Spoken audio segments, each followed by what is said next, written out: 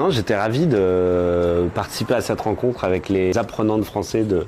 l'Alliance française de Mombasa, mais aussi les jeunes cinéastes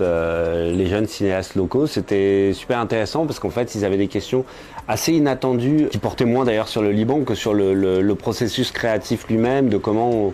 on s'en sort quand on a beaucoup de matière, comment on fait les choix, les compromis.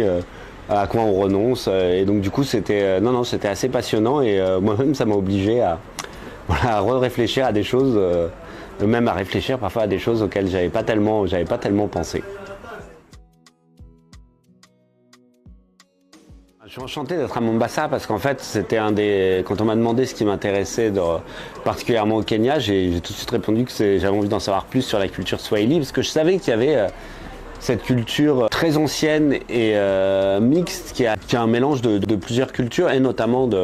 avec notamment une forte influence arabe sur toute la côte est de l'Afrique, et particulièrement à Mombasa. Et donc du coup j'étais assez curieux de découvrir ça, et oui, ça a été passionnant parce qu'en fait j'ai eu droit à un accueil en fanfare, avec une visite de la vieille ville, avec une rencontre avec les principaux acteurs locaux de la culture swahili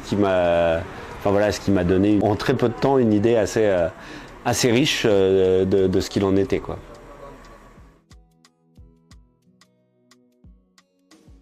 Ouais, j'ai été très marqué par cette ville, par la visite de la vieille ville de Mombasa.